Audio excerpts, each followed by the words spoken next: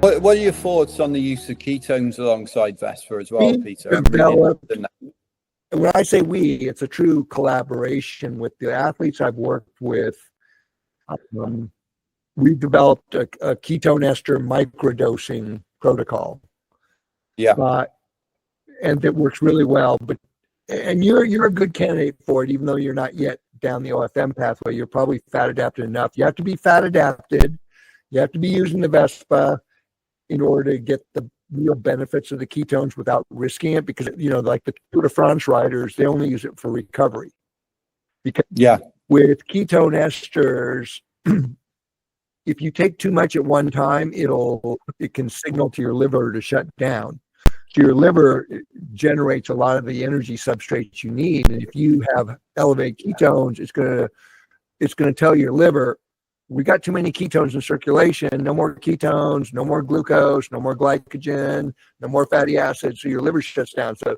So if you're fat adapted, though, it's a very different thing, because if you microdose it in, it's just like strategic carbs. It's that little extra bit you're trickling in, because your liver and your muscles and everything are releasing the other energy substrates, the free fatty acids, the glucose, and the ketones, to meet that metabolic need, and then you just fuel it with extra carbs and ketones.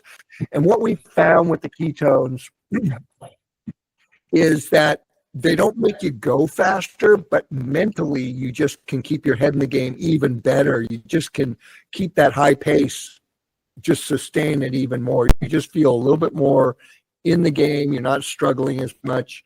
And so that's because the ketones you get from ketone esters, this is part of the unfortunate hype about it. The ketones you get from ketone esters are relatively minor compared to the ketones your liver puts out if you're fat adapted. So Vespa helps drive ketosis. OFM, the other components of OFM besides Vespa also drive ketosis and gluconeogenesis. Your liver makes lots of ketones. Abby, you worked in medicine. A hallmark of late stage type 2 diabetes is runaway glucagon signaling, which means your liver is taking liver fat and making glucose out of it, and you never can get your blood sugar down.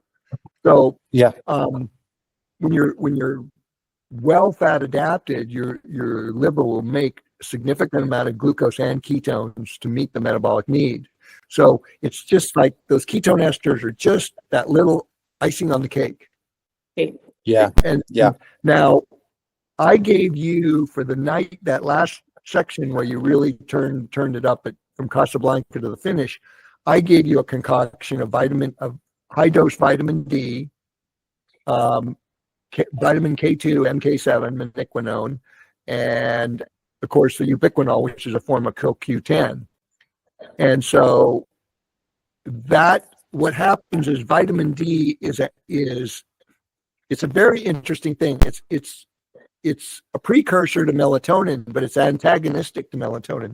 So if you take a super high dose of vitamin D at night, it disrupts your melatonin synthesis, and it doesn't make you as tired. It kind of wakes you up, and it's a much better option than trying to do lots of caffeine.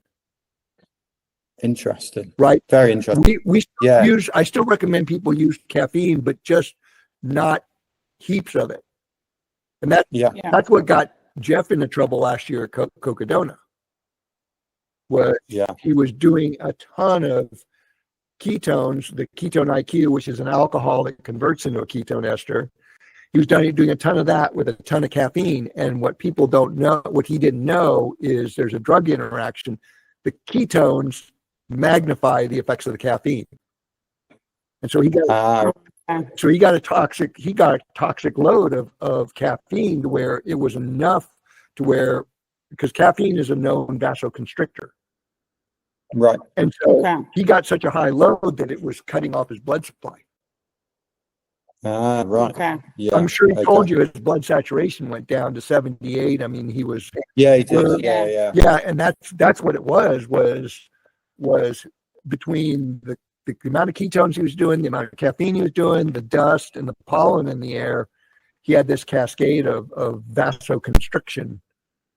Yeah. So giving you that high dose of vitamin D, and then the CoQ10, the ubiquinol, which is a good energy substrate. That just really kind of, and I think I might have gave you a glycine propanol L-carnitine too. Whatever you gave me, it was amazing, Peter, because I felt fantastic in that last section. Yeah. And actually, having that consistent energy is so important in these super long efforts. And then any way that you can make your way through that mental fog by feeling sharper through ketones, vitamin D, I mean, it just gives you that extra edge for sure.